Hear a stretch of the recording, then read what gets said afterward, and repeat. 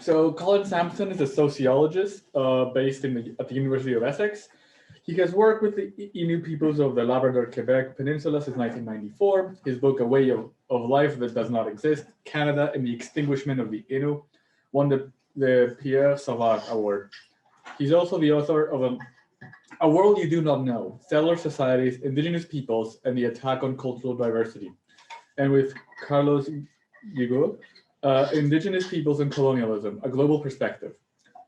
Colin collaborated with filmmaker Sarah Sandring on the films Nuchimit and Nutak about the recent and historical experience of the Mushuau Innu. His forthcoming book, entitled Colonialism and Universal Human Rights, The Ongoing Hypocrisies of Western Societies, examines the connections between colonialism and contemporary human rights violations against Indigenous and Afro-descended peoples.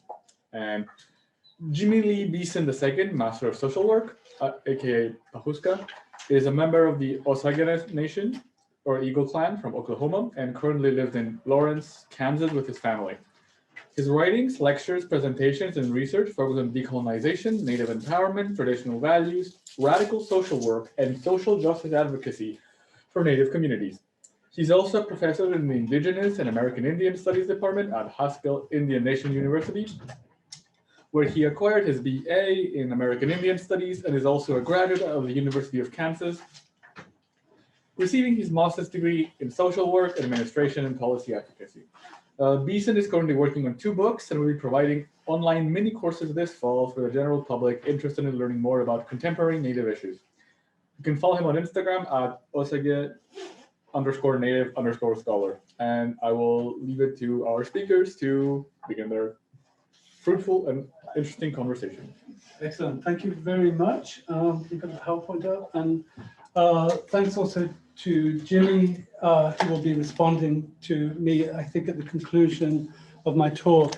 I'd like to thank Joseph, Nishant, Christos, and the others who have organized this. I've really enjoyed being part of it, and I've enjoyed all the presentations that I've heard today. Just as a disclaimer before I start, I'm not an Indigenous person. I'm not attempting to speak on behalf of any Indigenous person or group. What I'm relating to you is my own subjective experiences and my own perspective and my own interpretation on things. And what follows now is kind of a composition. It's something that I haven't really done before. Sometimes as you get older, I've discovered you start looking back more. And so as I started looking back more, I started discovering more affinities between different phases of my life. So today, we are very close to the fens. You wouldn't know that by looking out the window because you can't really see any fens. It's all being built over. The fens are an area of eastern England which once comprised one of the highest concentrations of significant biodiversity in Europe, comprising of vast wetlands. The abundance of eels in the waterways close to here gave the neighboring city of Ely its name.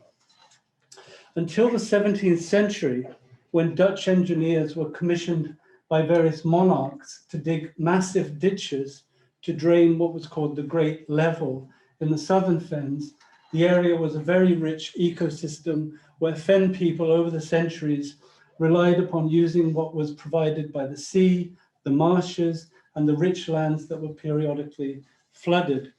Although their lands were drastically altered by gradual draining of the wetlands, and they were made subject to parliamentary and other acts of enclosure, fen people were resiliently attached to the common use of their lands in what was a varied and seasonal way of life.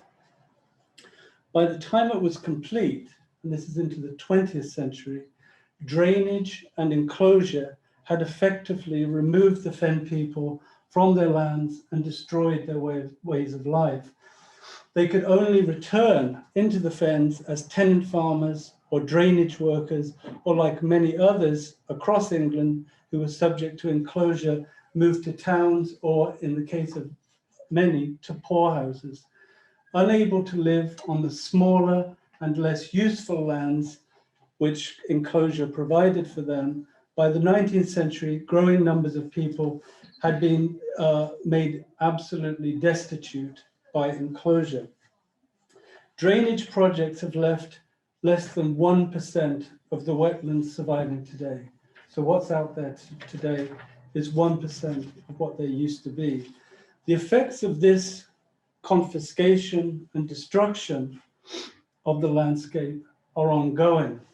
Having come from a Fen family and having lived the first 6 years of my life in what was called a tied cottage, without any running water, without any electricity, my grandfather was paid in kind, or part in kind. So you're looking at someone from the feudal era who actually started life under a feudal arrangement, and land was provided for my grandfather to grow food for us. So can we move to the next slide?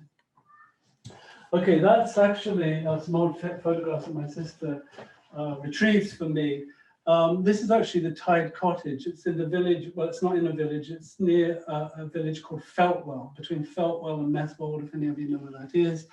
This doesn't exist anymore. After we moved, my grandparents petitioned to move into a council house in the Breckland village of Weeting, and we got out of there and moved there. But that's the tied cottage.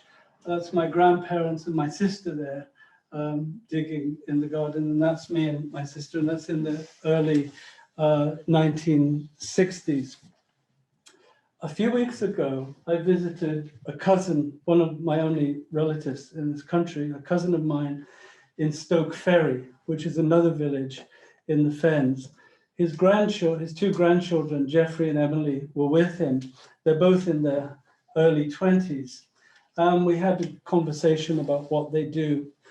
They're both unemployed. They both have little education. They're both prevented from really getting any more education or any employment because the public transport networks to Stoke Ferry are almost non-existent. They were not at this time, but they are now. Village amenities such as shops and pubs have closed. As Emily said, the only work we can do is on the big farms, but I'm not strong enough for that, or sell images of our body parts on the internet, which she said is what a lot of her friends were doing to make a living. So the loss of community facilities, networks, transport connections are the latest phase in a deepening loss of community, common resources, and the accompanying privatization of life. In Imperial Mud, his 2000, some of you know this book, his 2020 book on this subject, James Boyce refers to Fen people as Fenish. And after narrating the story of their centuries-long struggle to retain the wetlands and common use of these lands, he declares that if any people approximate or qualify as indigenous peoples in England, it would be those people living in the Fens. The Fen people were not only committed to the imaginative and ever-changing use of land and water, but to the shared use of it. They fought relentlessly to retain common use of the land, as did people in other areas of the country, especially the neighboring districts of Brecklands. In Brecklands, in the 17th century, there was Kett's Rebellion, a mass movement against enclosure. That is only one of the most well-known of a string of local acts of armed revolt against the imperial project of enclosure. These rebellions, however, were not without their costs. Kett's Rebellion alone resulted, according to Karl Polanyi, in several thousands of peasants slaughtered. But from the 17th to the 19th centuries, Fen people took direct action, which Boyce and some other authors have described. They took direct action to destroy the drainage, to destroy the ditches, to tear down fences, to tear down bridges, and to impede the imperial project of draining the wetlands. But the eventual completion of the drainage then took over 2 centuries, in part because of the strength of the and persistence of the resistance of Fen people. And this map here just shows you the differences. I mean, this is, of course, we're rewinding quite a long way in history here, but the original wetlands were an extensive area around Cambridge's there. So we're like right on the edge here of the wetlands. Today, you've got 1% of them left, and they're striated by these rivers and ditches and waterways to drain the land and dry up the land for intensive agriculture.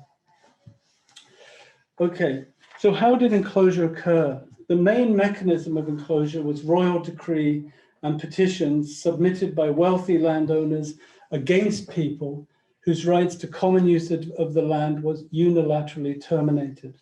In the Fens, this was done through drainage, followed by enclosure of these lands for the exclusive private and commercial usage of the landowners. There were over 4,000 acts of enclosure between 1725 and 1825, amounting to about a quarter of the land in Britain.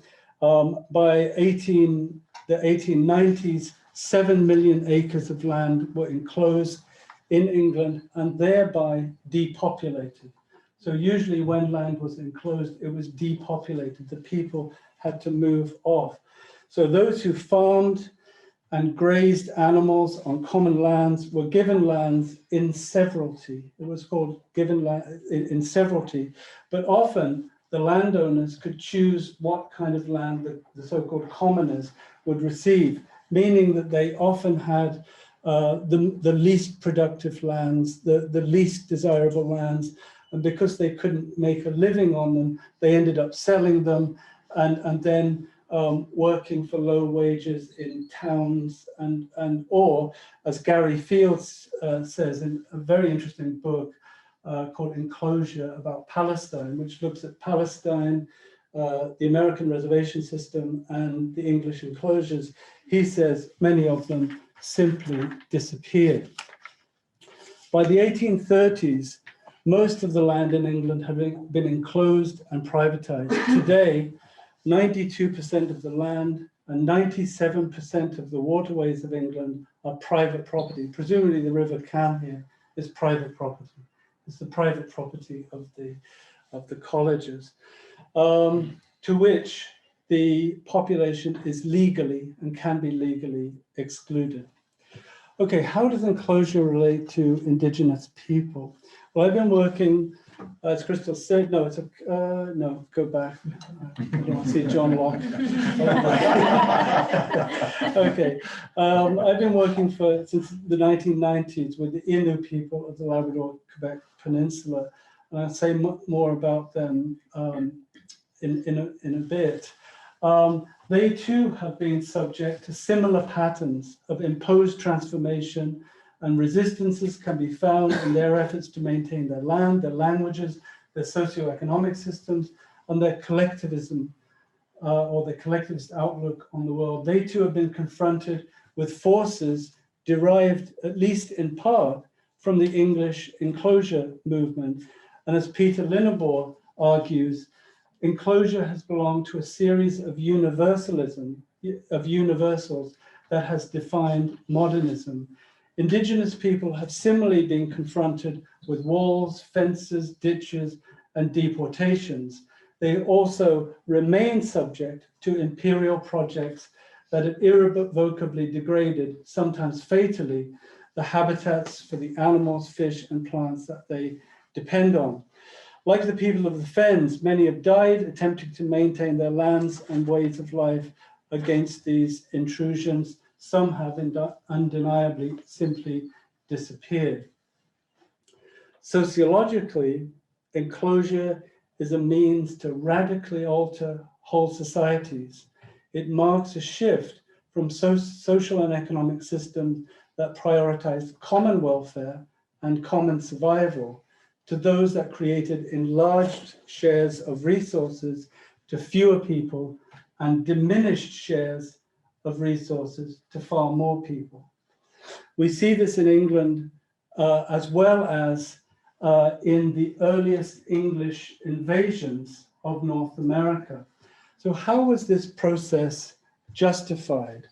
Yeah, you can move on. It was justified in part by a very fatalistic prediction about the inevitable course of human history. And a key figure in this was the English Enlightenment philosopher, John Locke, who declared that labor and improvement of the soil were universally valid grounds for a right to private property. He relied on what I think is a metaphysical theory of natural law, through which he supposed that human history moved from a state of nature, which the Native Americans were in, to a more ordered commonwealth, which the English were in. And this movement was legitimated by popular consent. So often Locke is hailed as a great, originator of democracy. Accordingly, both the English colonists in North America and proprietors of landed estates in England were perfectly entitled to possess land if they simply built fences around it and cultivated the soil. This is the reasoning that Locke uses to put forward this argument in the two treatises on government from 1690. Interestingly, it was in 1688 that the enclosure movement was turbocharged in England. So I think there is, I haven't researched it, but I think there is some affinity between Locke and the intensification of enclosure in England. And he says it's plain that men have agreed to unequal and disproportionate possession, really, of the earth. They, having, by a tacit and voluntary consent, find a way how a man can fairly possess more land than he himself can use the product of. So what his argument was in North America was that the Native Americans had property rights only to the animals they killed. They did not have property rights to the land. So the English were perfectly within their rights to take the land that they found the Native Americans merely occupying. And that's because he says they know no enclosure.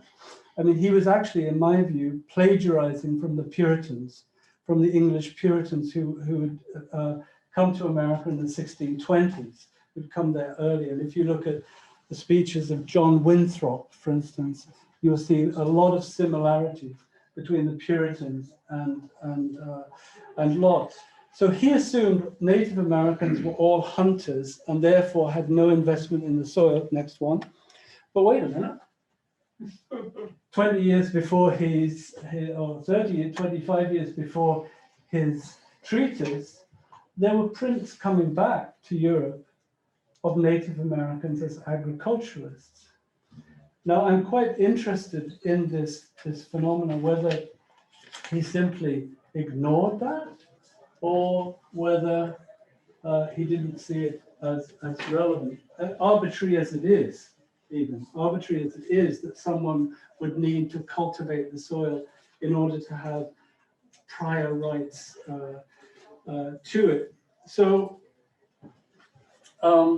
there's a lot, and maybe Jimmy might come in on this subject. There's a lot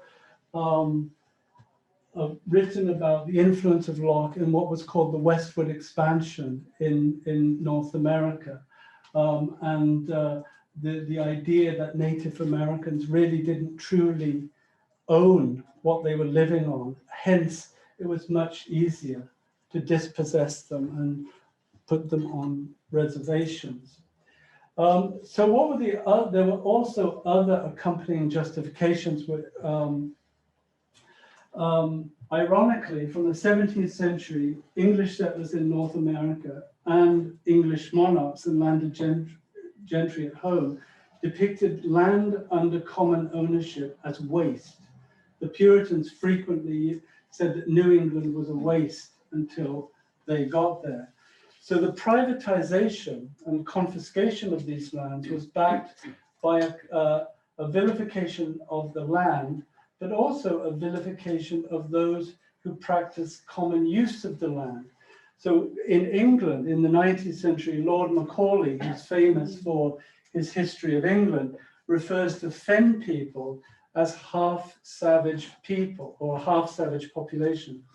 Proponents of enclosure in the 19th century, such as Arthur Young, who was a very famous writer on enclosure, said that the open field farmers, in other words, commoners, people who practice common agriculture, were Goths and Vandals. Similarly, as we know, English colonists and later US authorities persistently referred to indigenous people and their ways of life as savage and their land as a waste. Okay, the next thing I want to talk about really is northern enclosures. So a far more recent enclosure process is presented in what occurred to the migratory hunting Innu people of the Labrador-Quebec Peninsula in the mid-20th century. This also started with similar royal decrees as those operating in England. So originally, Moravian brethren from London sailed to the Labrador coast to undertake missionary activities with the coastal Inuit. And in 1752, when they met Inuit, they took possession of the land in the name of King George by carving his name on a tree. So English sovereignty depended on carving King George III on the tree. 13 years later, the governor that the English had installed in Newfoundland, Sir Hugh Palliser, issued several edicts proclaiming commodities and Indians are under His Majesty's protection. So this is the original act of sovereignty. In 1948, Britain handed over these indigenous lands that it acquired originally from tree carving to Canada.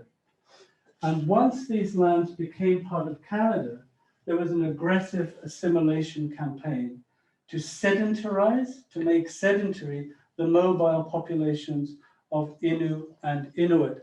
And the removal of these people from their lands was also justified by similar hubris about modernity and progress, and it was marked by pejorative representations of the people.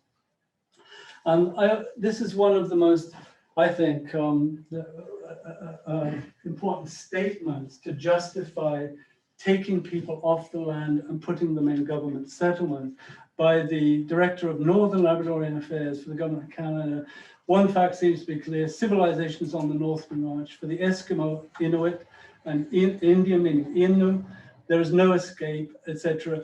You know, the only course now, there can be no turning back. So there's this sort of idea that history can only go in one direction, is to fit him as soon as possible to take his full place as a citizen in our no time to lose.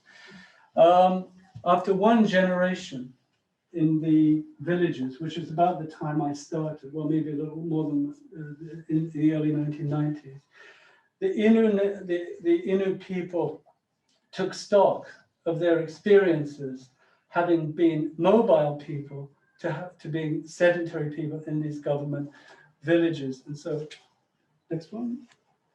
And there was a publication they did called Gathering Voices. And basically, people started to realize that they'd been conned, they'd been cheated. The whites told us lies. You know, when you look in the sort of the history of, I don't know, settler colonialism, lying is a very important sort of dimension of all this. People were really not prepared to live in the way that they were living in these communities. So they were going from mobile people who were traveling over 1,000 kilometers a year They were traveling, they were healthy, fit people. There were hardships, that's for sure, but they were not dependent on the state. They were suddenly dependent on the state. They were put into houses with no running water, no sanitation, except for the white people. So in Uchimasi, so Uchimasi means woman from Uchimasi, that was the first community for the Mushwa Innu.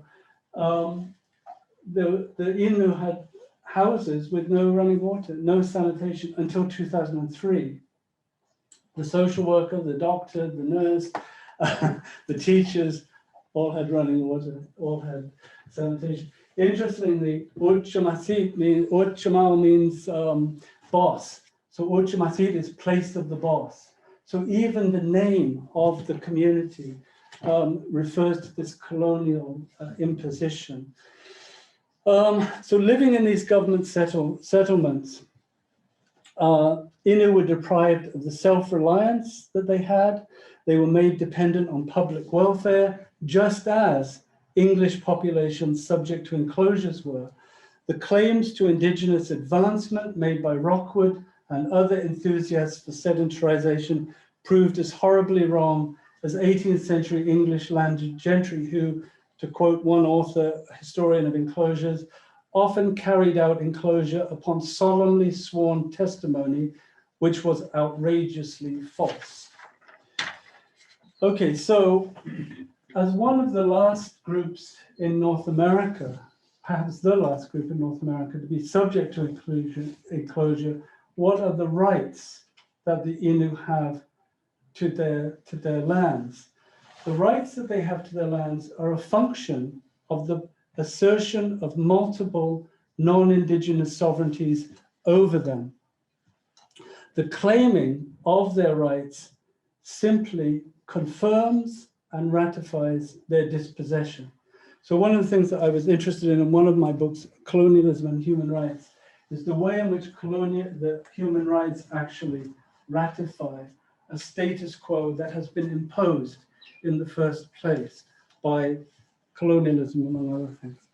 So their rights are built around an official claiming process in which they who have lived there for thousands of years have to claim their lands from a government that was given it by another government in 1948. And that's the situation they're in now. It's called the Comprehensive Land Claims. So they're contesting what can only be, under Canadian insistence, a small portion of their lands. The rest of it is already declared on the maps as Crown land by the Government of Canada. If they are successful, they will have to repay these funds, extinguish their ownership, and under the certainty clauses, forfeit the right to exercise Aboriginal rights. So, well, this is just I should have shown you this earlier. This is where it is. This is the Labrador Sea. This is the Atlantic over here. This is Newfoundland. And the communities in dark are Innu, communities in Quebec and Labrador. These were all one people. And in a way, the settlement of people in these different communities is almost arbitrary. They were just, anyway, if you ask me a question, I'll tell you how they actually got to these places. But the two communities that I've spent the most time in are Natwashish, which was previously Uchamasit, but they were moved there because the conditions were so atrocious that the Canadian government, even the Canadian government, had to fork out some money to move them. And Shelley is the other one. Next one. So they basically have two choices under the Comprehensive Land Claim System. One is extinguishment. So the end result of all this negotiations, which has been going on since 1990, is that they can extinguish it. So many of the recent comprehensive land claims agreements have an extinguishment clause, which means they must cede, release, and surrender their pre-existing Aboriginal rights and Aboriginal titles in favor of Canada in exchange for money, for hunting rights, which they had for millennia, hunting rights, fishing rights, other rights. So they get back the rights that they already had, but they must extinguish their ownership to Canada Or, and this is what the Innu Nation are looking at in its current agreement in principle with Canada, they don't have to extinguish their title and rights, but they must agree never to assert it. It's like saying that, that phone belongs to you, but I'm going to keep it in my pocket. Okay, so next one. And then if you look, and some of you are lawyers, I know, and have more patience for this than others, but so the condition of obtaining limited sovereignty over a small portion of their land is that the Innu release Canada and other third parties like mining companies, logging companies, etc., from any claims. And then they have to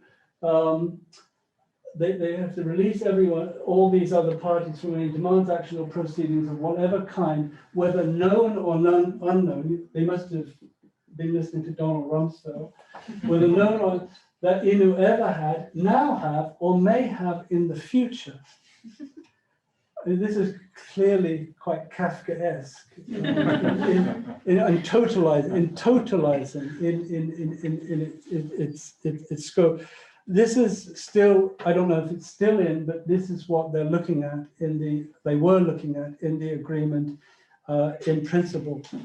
If they sign the agreement, they may not.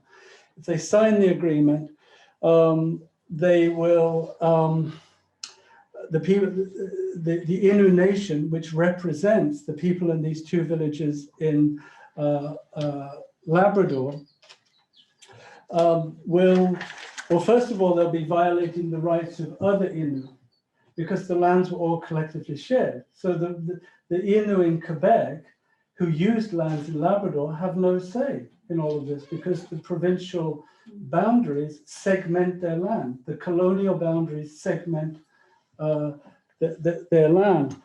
And so the land will be held in fee simple by the Innu Nation. The Innu Nation is a conceptually non-Indigenous organization. It's run according to principles that are not Innu. They're drawn up by the Canadian state. So what this may lead to is a gradual, and it already has led to, is gradual privatization and alienation of the land. So for people who lived on the land the size of France, they will now be segmented into smaller villages. And I discussed it in my first book, and I discussed it in other books, in other articles too. So this was their original area. And then the people in these villages only have tiny little land claims, some of which have been concluded, some which haven't. And then this is what they're looking at for the land that they would get under their jurisdiction. But of course, all of this was their land too, but that's Crown land, unilaterally Crown land. And then if you look at the agreement, there's all sorts of provisions for infringement. And then when you look at the reasons for infringement, it could be almost anything. National security, provision of roads, mining concessions, all sorts of things. So my conclusion is this is that what the land claims amounts to is an exercise of imperial rights. It's actually not a recognition of Indigenous rights, it's an exercise of imperial rights. And then, okay, so just actually, this is just to show you, here's a little vignette. So there's one main vignette here. So this was some years ago, I think in 2006. And I went to, I was staying in Shahaji, and I spent a lot of the time on the land with people. And I went with Shuhapir and his son-in-law.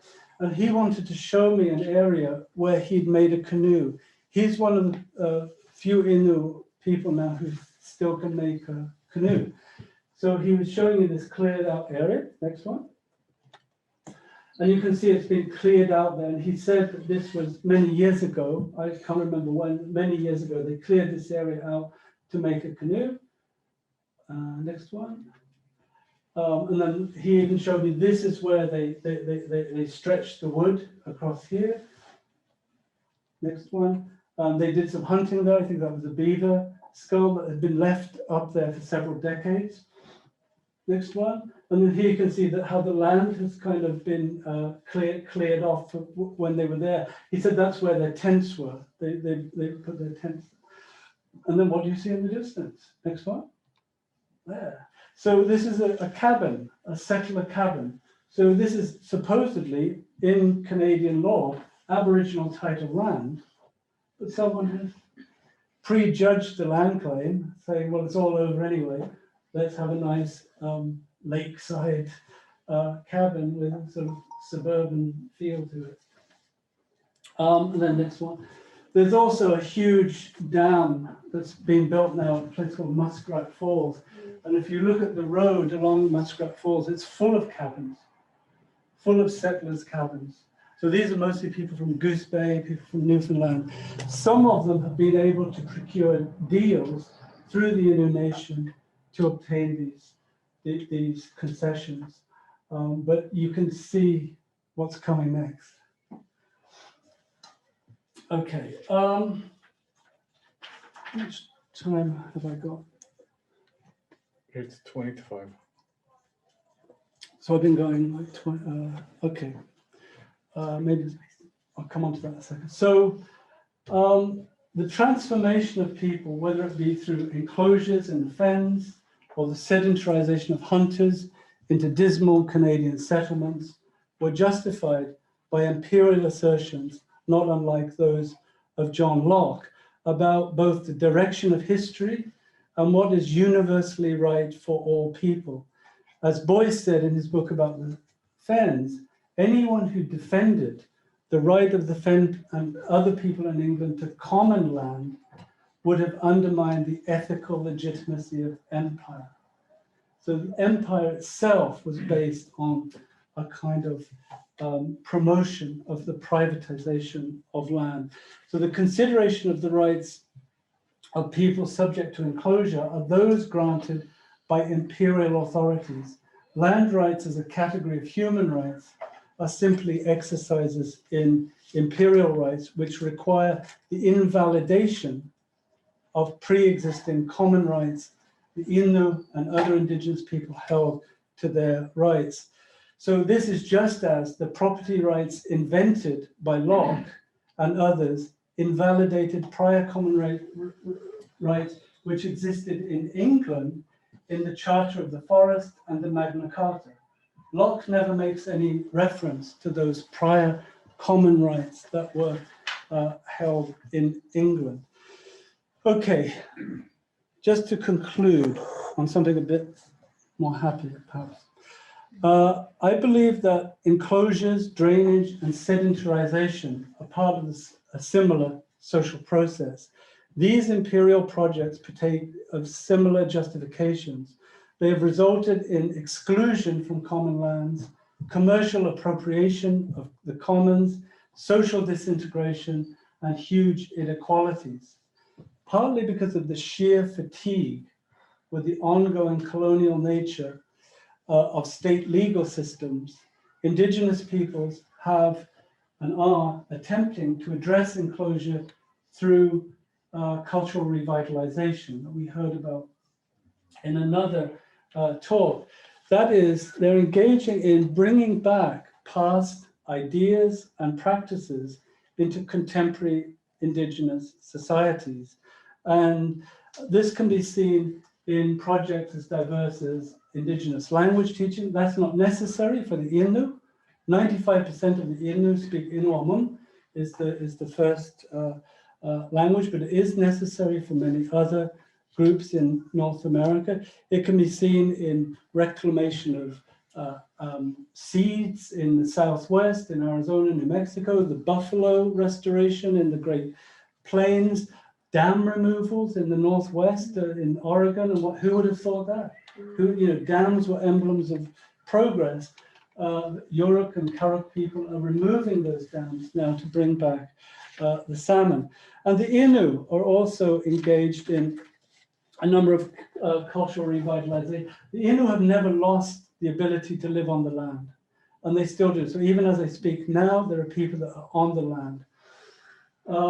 And they will be on the land for several months. You know, they will be hunting and fishing and living. And in the far north, this is still possible. So one person who wanted to bring attention to this was a young man called Michel Andrew, or Giant, as his nickname is. And he led a walk of people around the perimeter of the Innu territories, which is 1,000 kilometers. He did it in various segments. And so this is him, and his uncle photographed it and produced a nice book coming into Nantwajish. Next one. And this is one I took in 2012 when I was in Shahajit, where people, these people had walked 300 kilometers from Nantwajish, although they look rather pristine. And that's because before they got to the community, they changed into traditional clothing. A group of Innu women from the Quebec village of Ekpanchi, who were on the last phase of the walk. Next one. That's another one of Giant arriving in Nantwajish. Next one. And then also, you know, the activities are still ongoing. This is fishing under 10 feet of ice, which to me seems absolutely ingenious, the way that people are able to do this. And then this year in 2022, there was a number of activities, and my friend George Rich sent me a lot of these images because he participated in them, where youth were taken out of the country for long periods of time. Next one. Kalistawishi Kashish is somewhere that I went to in 1995.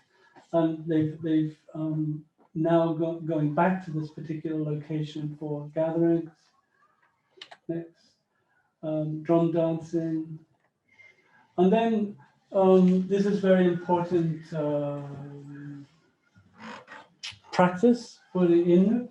Is to give thanks to caribou through something called mukachan, which involves eating the marrow of the caribou as a mark of respect and to give thanks to the caribou. Okay, next, that's yeah. Okay, okay. Just to finish, a similar process of revitalization is going on in the Fens as well. There's the National Trust operates Wicken Fen, which is, I think, the 1%, or part of the 1% that's still left is at Wicken Fen. There's another place called Welney, which I visited a few weeks ago, which is a restoration of wetlands. So there seems to be a recognition now. They're even bringing back the beaver. So at Wild Ken Farm, which was on Springwatch, some of you might have watched that, the beaver has been reintroduced there. And I think it's quite interesting that these processes which destroyed things are now being subject to at least some reversal. There's an attempt to reverse them. So just finally, the Indigenous struggle is one. It's not one only in which the past and the present must always be brought into conversation, but where ongoing ideas and practices can be recognized for the important continuities they represent. Their importance lies in the affirmation of continuities and futures that were disabled through the imposition of imperial projects and imperial rights. The enclosure or privatization of lands both here and in North America and in Northern Labrador are therefore important foci of collective efforts to use lands in ways that affirm unique ideas, practices, and knowledge.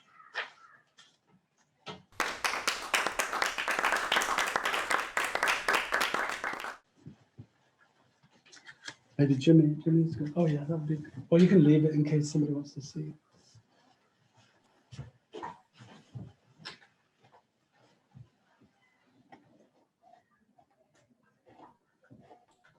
Can you hear me? Unclear. All right. Feels very Orwellian sitting up here talking from a giant screen. But But so just to introduce myself, Hawe dahe okashe ketashe dadaskahe dakashe iedo ekipshe kombra zani wami hoi pikombra bahuska jaje abria basule mikshe wajaje newkonska mikshe. So basically I'm just saying hello, how are you? Introducing myself in Wajaje, in our language. And kind of tying into that, I think when Colin was talking about revitalization, that was how I learned my language, was through the revitalization language program. I knew some words, but in terms of learning more, that program was there.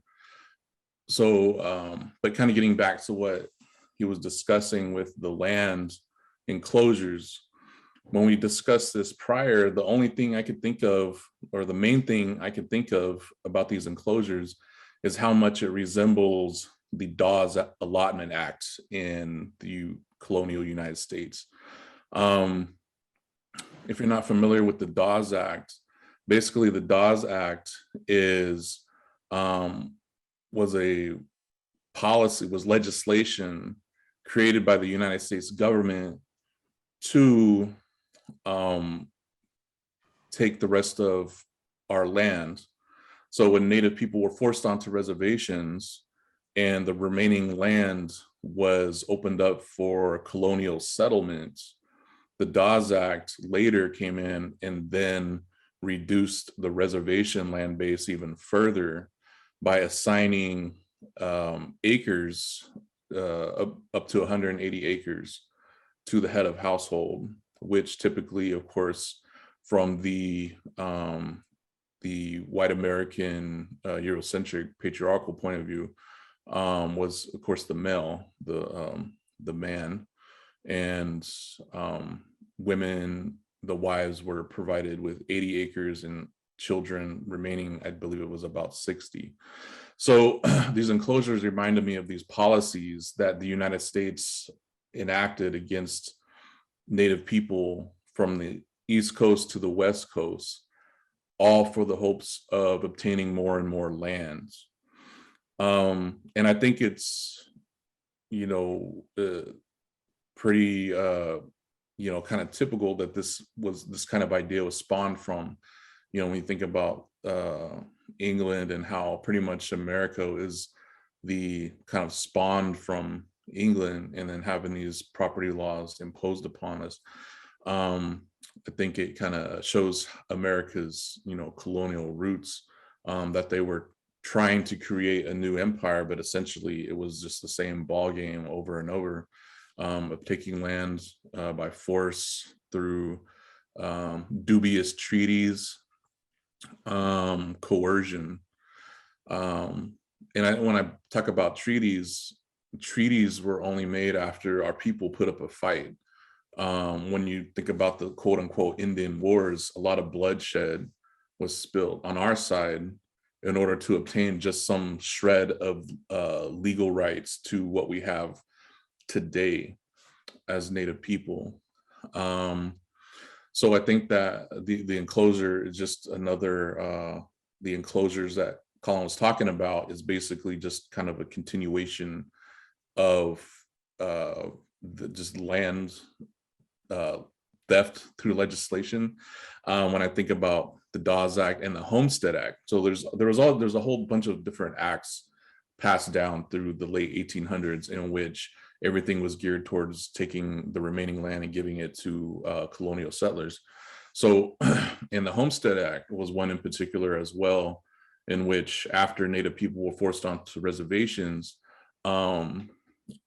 the remaining land was called the unassigned lands, was open to settlement. And typically this involved corporations, railroads, mining corporations, and then whatever was left over was doled out to the average everyday settler who was trying to get land for themselves.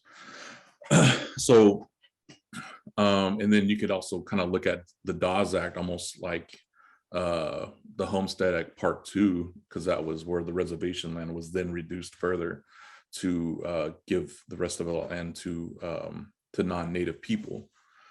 The Allotment Act is interesting because today a lot of Native people have allotments. I, being Osage on the Osage Reservation back home in Oklahoma, which is about 4 hours south of where I'm at now, we have plots of land in our family, and when my parents pass away, it's like I inherit that land.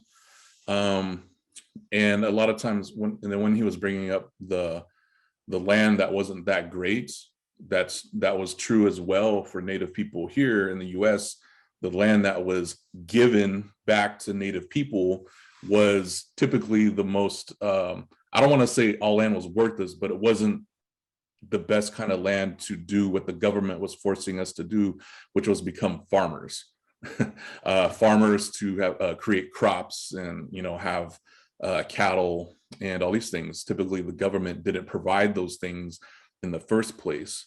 There wasn't a lot of proximity to water that was needed. The government would promise certain tools, certain kind of like a starter kit to get families going in the direction of a farmer. A lot of times that wasn't provided.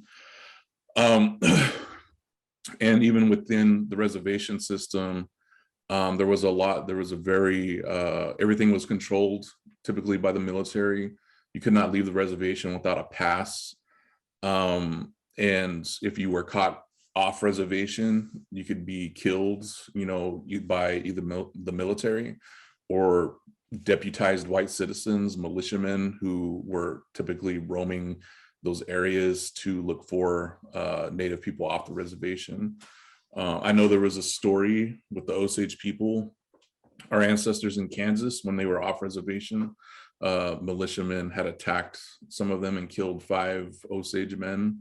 But that's not the only one. There was a lot of incidents like that in which Native people were corralled and enclosed. So I think it's very telling that this enclosure very much resembles what occurred with Native people here with the reservation system under the Dawes Act and the Homestead Act. So I think that when we talk about these things, I always look at the root of the problem or the root of the situation.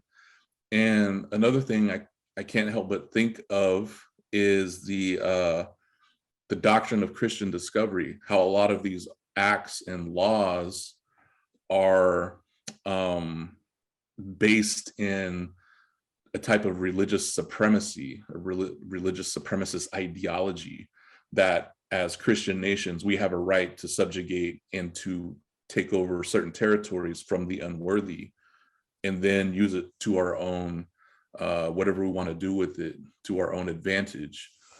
And so many wars and conquests and everything are based on these religious ideas of domination of the earth. And that's why Native worldview is so diametrically opposed to the Eurocentric worldview in terms of European Christian supremacist ideology, because in our worldview, our time on this earth is very limited. So we're here to experience it in a certain way and to try to live in balance. And I know that kind of sounds cliche, but sometimes those cliches are true. But there is balance and reverence for relatives, right? And we're not looking at the spiritual or anything as above. We're all on kind of the same field. When we think about our ancestors, they're not somewhere up in the sky, they're like amongst us, right? So but that's very different from the that Eurocentric point of view, where everything is above, right? Placing things above and then kind of coming down and everyone's below. So with this enclosures, and when I think about the Dawes Act, especially with US federal Indian laws, a lot of it is rooted in the doctrine of discovery, that policy that what was in the 14th, 15th century from the Catholic Church, where the monarchs and the had the right to go into lands and colonize them, and anyone who was a non-Christian was an enemy, and they either had to subjugate or they either had to assimilate or die. They only had like two options. So of course that led to a lot of conflict, indigenous people defending their homes, but essentially as things went along for a couple hundred years, Native people found themselves their land base slowly shrinking and getting smaller. And we do have a land base today still, but it has that overt colonial bureaucracy overseeing it. A lot of the land is still desired by corporations for the resources, and which is kind of the ironic thing. A lot of times when Native people were forced onto land that was deemed useless and worthless, years later it turns out there's uranium and minerals underneath it, and now we want that land again. So there's all these different issues, and to me it ties back to this this concept of ownership and the right to have control over the land and the population on it. And I tell my students all the time, I'm like, these laws that were formulated hundreds of years ago still have a bearing today. They still affect us today. And the most recent case was in 2004, the Oneida Nation versus New York State, where in the footnotes, the judge cited the doctrine of discovery as a reason for New York State not giving that land back to the Oneida Nation. So that was something that was pretty telling, that these laws and policies are highly rooted in ideas of Christian supremacy, because even that idea within that ideology is looking at the land as something to dominate and to conquer, as well as the people on that land. And how do they do that? Through enclosing everyone and fencing everyone off and putting the undesirable population in some area out of sight, and then having the elite, what have you, occupying the more desirable land to develop it for resources, comfort of living, etc., etc. So I definitely was relating to his paper and what he was talking about, and just noticing all these blatant parallels to what happened with the lands, not only in the fence, but the Innu people, because it's an ongoing thing and it's not something that has always stopped. Colonization is a machine with a perpetual engine that continues to keep going and going, and we're and as Native people, we're always in the way of that progress, right? And there's so many examples today, from Standing Rock to what's going on in Arizona, just all these different things where at the end of the day, it's always about land and resources and what can be extracted from those lands to create profits, right? And some people will have it and others are in the way, but those are my first initial thoughts about this. So yeah, if that, I guess this is the format we're going with. So Jimmy, really, thank you very much for everything you said, and also for drawing out these parallels, many of which I had not really considered, but when you started explaining them, I could see that there were intense parallels between the enclosure movement here and the processes that started to take effect during the so-called westward expansion, where people were, where the Dawes Act was put into effect. One of the things that I thought was very interesting is you mentioned not just the Dawes Act, but the Homestead Act. And it occurred to me that actually the Homestead Act is even more of a parallel with the enclosures, because this was basically also an exercise of imperial rights.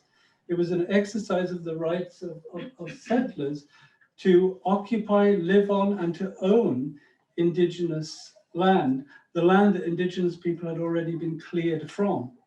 So it was almost like, I think the Homestead Act may even be a closer parallel. So, you know, thank you for that. I was wondering whether, you know, when you were describing what happened with the Dawes Act, is that that heads of household were given land in severalty. And I think, you correct me if I'm wrong, I think they made a distinction, a racial distinction between full bloods and mixed bloods. And I think full bloods got their land later than mixed bloods. Is that correct? I'm not entirely sure on that, but I do know there was a racial component to how Native people who were more mixed with like white ancestry and were able to have more control over the land and how it was used, and were typically given more perks compared to quote unquote full blood Native people who were deemed incompetent.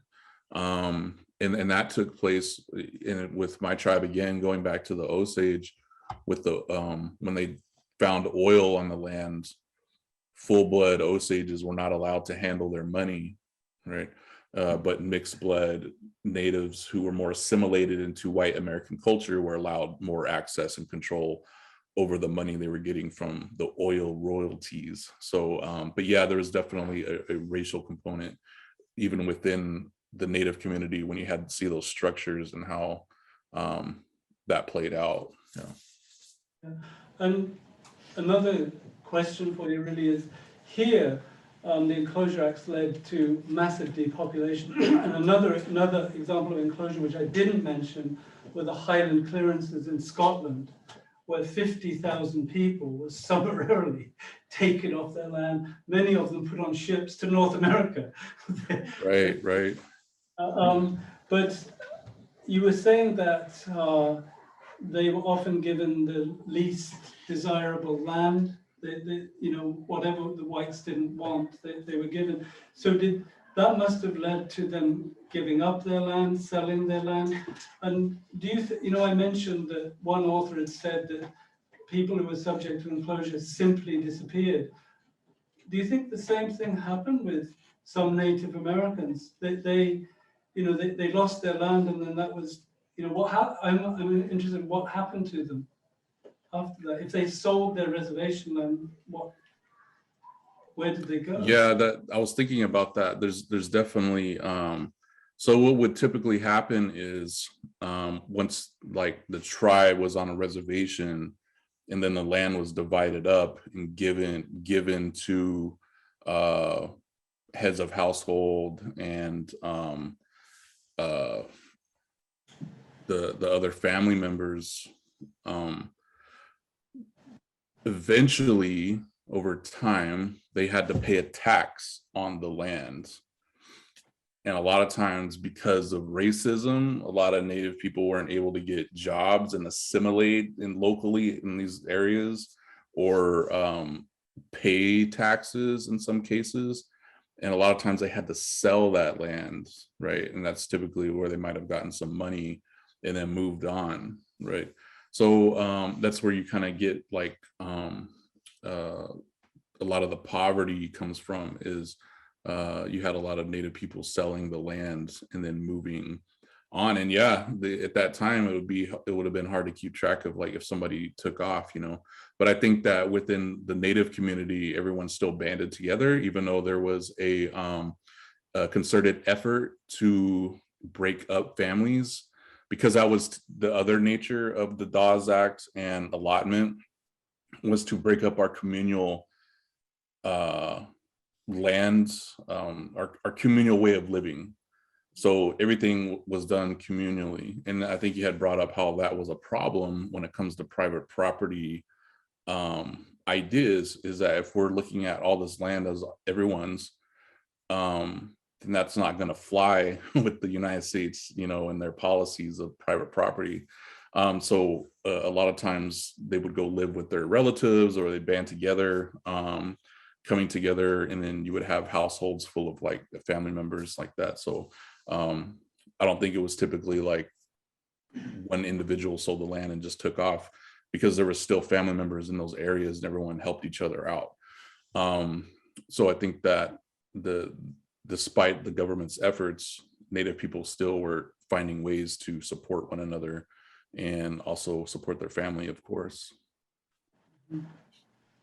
Yeah, thank you. I have one other just comment back to you. Thanks for bringing up the doctrine of discovery. I think that is still relevant, even though it's been disavowed. I think has it been disavowed by the US and Canada? No, it's the Pope. Sorry, it was the Pope who disavowed the doctrine of discovery. But I'm just thinking aloud here that I think that the treaties in the US and Canada and the comprehensive land claim system that I described are simply extensions of that.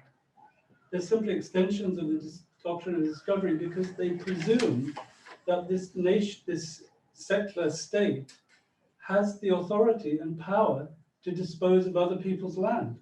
And as I was saying, in Labrador, they just carved the name of the king on a tree. And so Canadian sovereignty then can be traced back to that, and to then the British handing it over to them in 1948 without any consent from anyone. So it seems to me that there is still a residue, at least, of the doctrine of discovery today. Yeah, definitely. I think that, when you look at, I think Britain's claim to the East Coast of the US was based on John Cabot.